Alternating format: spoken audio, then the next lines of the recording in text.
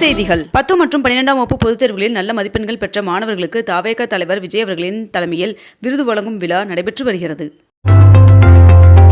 கள்ளக்குறிச்சி மாவட்டத்தில் பேரூராட்சி பதவிகளில் உள்ள அரசு உதவி பெறும் பள்ளிகளில் முதலமைச்சரின் காலை உணவு திட்டம் விரைவில் தொடங்கப்பட உள்ளது என்று அம்மாவட்ட ஆட்சியர் தெரிவித்துள்ளார். தொடர் மழையின் காரணமாக குற்றால அருவிகளில் 5வது நாளாக குளிக்க தடை விதிக்கப்பட்டுள்ளது. நகை கடன்களுக்கான கட்டுப்பாடுகளை தளர்த்த ரிசர்வ் வங்கிக்கு ஒன்றிய அரசு அறிவுறுத்தல் வழங்கியுள்ளதாக தகவல் வெளியாகியுள்ளது. சென்னையில் மின்சார பேருந்துகள் சேவையை முதலமைச்சர் மு க ஸ்டாலின் அவர்கள் ஜனவரி 3ஆம் தேதி தொடங்கி வைக்க உள்ளார் என்று தகவல் வெளியாகியுள்ளது. நீலகிரியில் கோடை விழாவின் இறுதி நிகழ்ச்சியான மலைப்பயிர்கள் கண்காட்சி இன்று குன்னூர் காட்டேரி பூங்காவில் துவங்க உள்ளது. 22 கேரட் ஆபண தங்கத்தின் விலை சவரனுக்கு ₹200 அதிகரித்து ஒரு சவரன் 71,360 ரூபாய்க்கு விற்பனையாகிறது. அதேபோல் 1 கிராம் வெள்ளியின் விலை ₹111 விற்பனை செய்யப்பட்டு வருகிறது. வருகின்ற ஜூன் 3ஆம் தேதி அன்று அகமதாபாத்தில் உள்ள நரேந்திர மோடி ஸ்டேடியத்தில் IPL 2025ஆம் ஆண்டின் இறுதிப் போட்டி நடைபெற உள்ளது. ஓய்வு பெற்ற IAS அதிகாரி அவர்களின் தலைமையில் 7வது மாநில நிதி ஆணையம் அமைத்து தமிழ்நாடு அரசு உத்தரவு பிறப்பித்துள்ளது.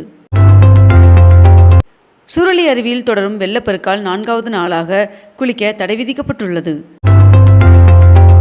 சேலம் ரயில்வே கோட்டத்தில் சேலம் கரூர் திண்டுக்கல் இடையிலான இருவழிப்பாதை திட்டத்திற்கு நடப்பாண்டு ₹100 கோடி நிதி ஒதுக்கீடு செய்யப்பட்டுள்ளது.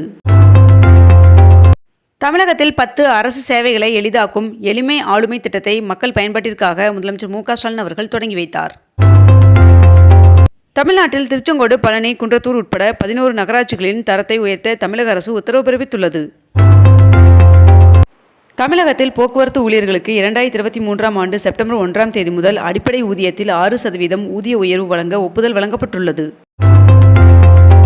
₹525 கோடி கலைஞர் பன்னாட்டு மாநாடு மையம் அமைப்பதற்கு முதலமைச்சர் மு க ஸ்டாலின் அவர்கள் அடிக்கல் நாட்டினார்.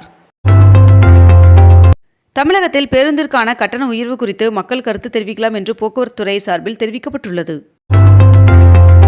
நகை கடன் தொடர்பாக ரிசர்வ் வங்கி கொண்டு வரும் கட்டுப்பாடுகள் மாநில கூட்டுறவு வங்கிகளை பாதிக்காது என்று அமைச்சர் பெரிய கருப்பன் அவர்கள் தகவல் தெரிவித்துள்ளார்.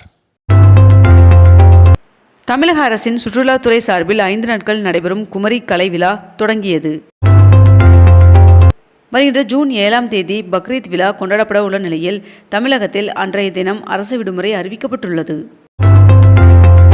தமிழகத்தில் இன்று நீலகிரி, கோவை, தேனி, தென்காசி, திருநெல்வேலி, கன்னியாகுமரி, திருப்பூர் மற்றும் திண்டுக்கல் ஆகிய மாவட்டங்களில் ஒரு சில இடங்களில் கனமழை பெய்ய வாய்ப்புள்ளதாக வானிலை மையம் தகவல் தெரிவித்துள்ளது.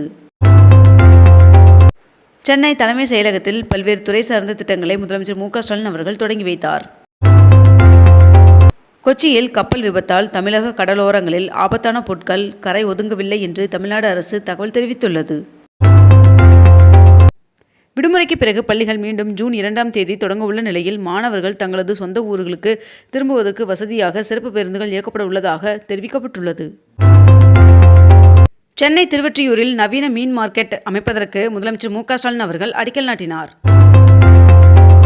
சென்னையில் ரயில் பராமரிப்பு பணியின் காரணமாக ஜூன் 1ஆம் தேதி மின்சார ரயில் சேவை மாற்றம் செய்யப்பட்டுள்ளதாக தகவல் வெளியாகியுள்ளது. நடிகர் ராஜேஷ் அவர்கள் காலமானார். மதுரையில் வருகின்ற 31ஆம் தேதி மாலை நடைபெறும் ரோட் ஷோவில் முதலமைச்சர் மு க ஸ்டாலின் அவர்கள் பங்கேற்க உள்ளார் என்று தகவல் வெளியாகியுள்ளது. மேட்டூர் அணைக்கு வரும் நீரின் அளவு வினாடிக்கு 4927 கனஅடியாக அதிகரித்துள்ளது. தமிழ்நாட்டில் 210 கோடியில் தொழில் பூங்கா அமைக்க இருப்பதாக பனட்டோனி இந்தியா நிறுவனம் அறிவித்துள்ளது. இன்று முதல் கலைஞர் மகளிர் உரிமை தொகை பெறுவதற்கான விண்ணப்பங்கள் வழங்கப்பட உள்ளதாக தெரிவிக்கப்பட்டுள்ளது. வங்கக்கடலில் நிலவி வந்த ஆழ்ந்த காற்றழுத்த தாழ்வு பகுதி காற்றழுத்த தாழ்வு மண்டலமாக வலுப்பெற்றது என்று சென்னை வானிலை ஆய்வு மையம் தகவல் தெரிவித்துள்ளது. சிறிய தயாரிப்பு நிறுவனங்கள் மீண்டும் செயல்படுவதால் நோட்டு புத்தகங்களின் விலை $8 முதல் $20 வரை குறைந்துள்ளதாக தகவல் வெளியாகியுள்ளது. பிரதமர் நரேந்திர மோடி அவர்கள் இன்றும் நாளையும் சிக்கிம், மேற்கு வங்கம், பீகார், உத்தரப்பிரதேசம் உள்ளிட்ட 4 மாநிலங்களுக்கு பயணம் மேற்கொள்ள உள்ளார் என்று தகவல் வெளியாகியுள்ளது. மாநிலங்களவை தேர்தலுக்கான மக்கள் நீதி மய்ய கட்சியின் வேட்பாளராக அக்கட்சியின் தலைவர் கமலஹாசன் அவர்களை தேர்வு செய்து தீர்மானம் நிறைவேற்றப்பட்டுள்ளது. பேராசிரியர் ராஜகோபாலன் அவர்கள் எழுதிய கலைஞரின் பேனா நூலினை முதலமைச்சர் மு க ஸ்டாலின் அவர்கள் வெளியிட்டார். பயணிகளின் கூட்டல் நெரிசல் காரணமாக தாம்பரத்திலிருந்து நாகர்கோவில் செல்லும் திருவனந்தபுரம் வடக்கு பகுதிகளுக்கு செல்லும் எக்ஸ்பிரஸ் ரயில்களின் சேவையை தெற்கு ரயில்வே நீட்டித்துள்ளது. இந்தியாவில் உள்ளூரிலேயே தயாரிக்கப்படும் பொருட்களுக்கு முக்கியத்துவம் அளிக்க வேண்டும் என்று பிரதமர் நரேந்திர மோடி அவர்கள் வலியுறுத்தியுள்ளார். பௌர்ணமி நாட்களில் திருவண்ணாமலையில் உள்ள தனியார் மற்றும் அரசு பள்ளிகளுக்கு விடுமுறை அளிக்க அம்மாவட்ட ஆட்சியருக்கு அமைச்சர் ஏவா வேலு அவர்கள் பரிந்துரை வழங்கியுள்ளார். வங்கக்கடலில் வலுப்பெற்றது காற்றழுத்த தாழ்வு பகுதி. இதன் காரணமாக நீலகிரி மற்றும் கோவை மாவட்டங்களுக்கு இன்றும் நாளையும் ரெட் அலர்ட் எச்சரிக்கை விடுக்கப்பட்டுள்ளது. அக்னி நட்சத்திரம் நேற்றுடன் நிறைவடைந்ததையொட்டி திருவண்ணாமலை அண்ணாமலையார் சுவாமி கோவிலில் சுவாமிக்கு 1008 கலசாபிஷேகம் நடைபெற்றது. முதலமைச்சர் மு க ஸ்டாலின் அவர்கள் கரும்பு நிலுவைத் தொகை 97 கோடியை விடுவித்தார். தமிழ்நாட்டில் வருகின்ற ஜூன் 7ஆம் தேதி பக்ரீத் பண்டிகை கொண்டாடப்படும் என்று அரசு தலைமை காஜி அறிவித்துள்ளார். தங்க நகை கடனுக்கான கட்டுப்பாடுகளை மறுபரிசீலனை செய்திட வேண்டும் என்று ஒன்றிய நிதியமைச்சர் நிர்மலா சீதாராமன் அவர்களுக்கு முதலமைச்சர் மு க ஸ்டாலின் அவர்கள் கடிதம் எழுதியுள்ளார். சென்னை மாநகராட்சி கூட்டத்தில் சென்னையில் சாலையோர கடைகளை முறைப்படுத்த 15 மண்டலங்களிலும் நகர விற்பனை குழு அமைக்க முடிவு செய்யப்பட்டுள்ளதாக தகவல் வெளியாகியுள்ளது. தமிழகத்தில் மீன்பிடி தடை காலத்திற்கான நிவாரணம் 5000 ரூபாயிலிருந்து 8000ஆக உயர்த்தப்பட்டுள்ளதாக முதலமைச்சர் மு க ஸ்டாலின் அவர்கள் தெரிவித்துள்ளார்.